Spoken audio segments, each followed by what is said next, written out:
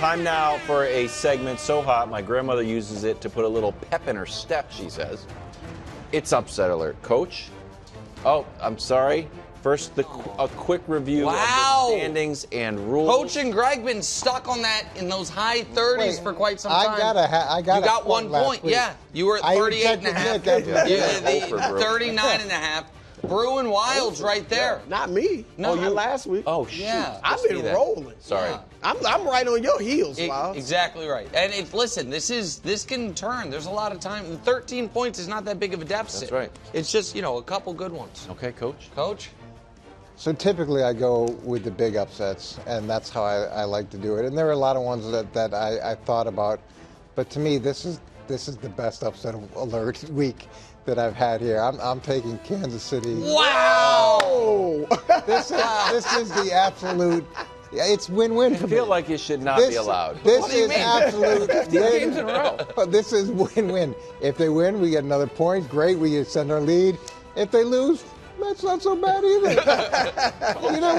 Either way, it's my favorite upset alert that I've chosen. And win or lose, we're going to be happy at the Minute Eating House. Yeah, well, look, we just saw the standings, and I got a little update because I'm obviously in last place, but I'm coming. I'm rallying. What's the update? The last 5 weeks is not a small sample size. Look at that. Wow. 19. Coach and Greg, y'all are struggling, man. Wow. Yeah, I'm just saying. For the record, that 1 point might be mine. Yeah, Come on, Greg. That's your point. Why back-to-back 0-point weeks, you just highlight Wildes. Listen, man, we put scoring on things, and we get a different side of Brew. My generation's competitive. I love it, Brew. What is that? The silent generation? Y'all generation. What in my generation? I don't know. Y'all like Everybody friends gets being a trophy. friends, super teams, Exactly. and all that stuff. I almost took Jacksonville because of it. I think Cincinnati. 16-pointer, Coach. Yeah. I think Cincinnati's going to beat the Chargers, which would be an upset. But I don't even know if the point is. I think it's changed. But I'm going with Atlanta over Denver because it was more points. I could get. But I think both of those will be upsets. Atlanta, look, Kirk Cousins hasn't thrown an interception or gone without a TD passing the ball in 2 straight games in his entire career as a starter. So he did it last week, no touchdowns against New Orleans. I think he throws it well. He had been hot, 7 touchdowns, no picks, like 145 passer rating in the 2 games before New Orleans. They probably took the Saints lightly, and they got cooked because of it. But they got a ton of weapons offensively. I know Denver's defense is great, but I think Coach Denver coming off a terribly emotional loss. I think there could be an emotional letdown for the Broncos. You think so? I think so. I think it could be the opposite. It could go either way. 5. How many will I get? You would I get think 5. we're both close. Same. Yeah. They're both 2 points. Both get 5. Coach is getting worse. So I do, just real quick on that, I agree with Brew entirely that I think that blocked kick might beat him twice. Yeah, that's kind of like the Hail Mary. Yes. Yeah, that type of loss I think can have a tail that extends an extra week. So I agree with your take. All right, it's time now for the Puxatawny Phil of football to make his upset alert pick.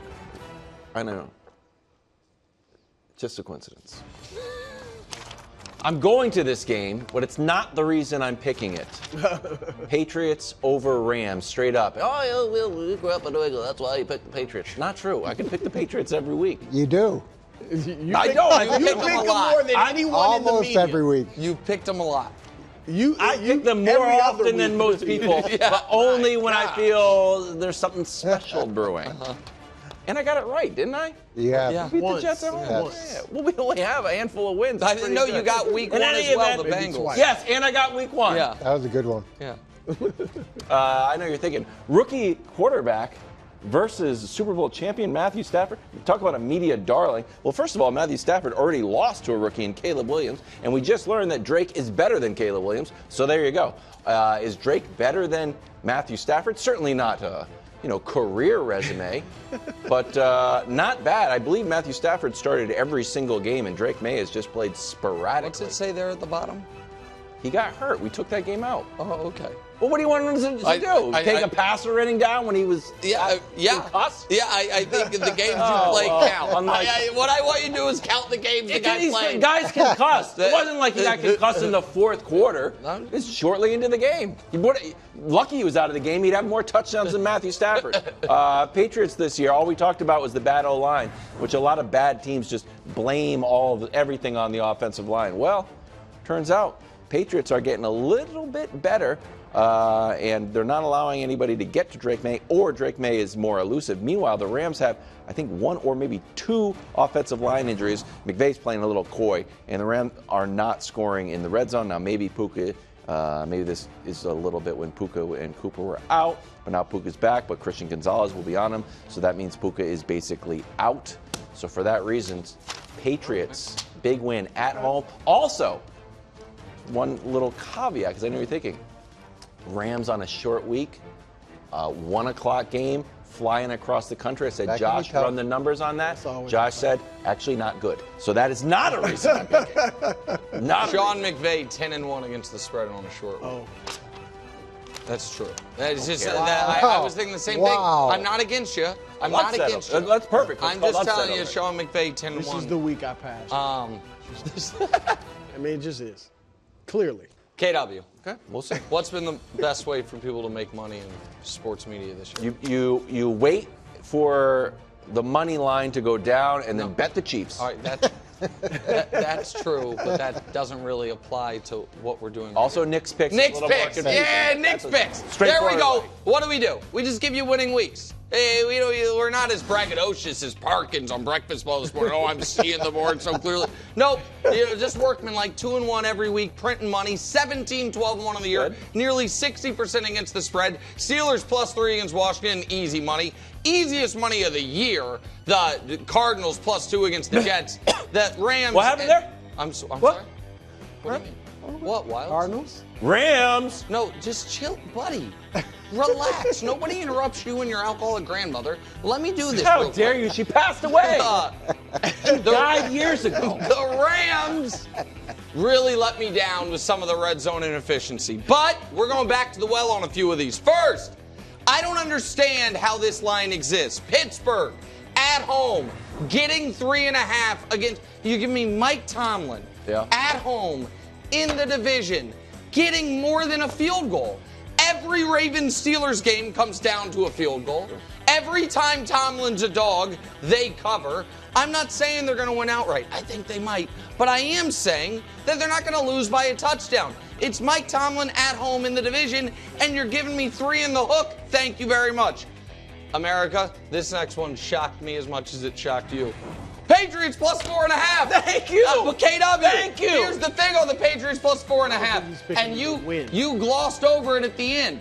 The Rams, Monday night, and now cross country, 1 o'clock start. Hello. They've struggled in the red zone. I actually think your guy Christian Gonzalez is going to be on Cooper Kupp, but regardless, erase one of those guys.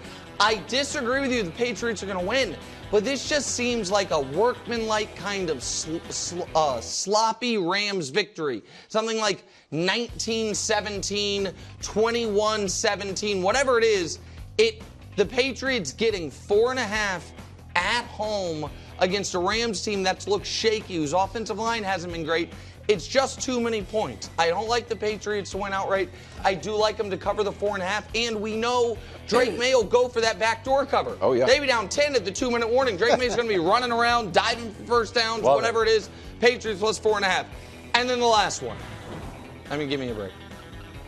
14 times Patrick Mahomes has been an underdog in his career.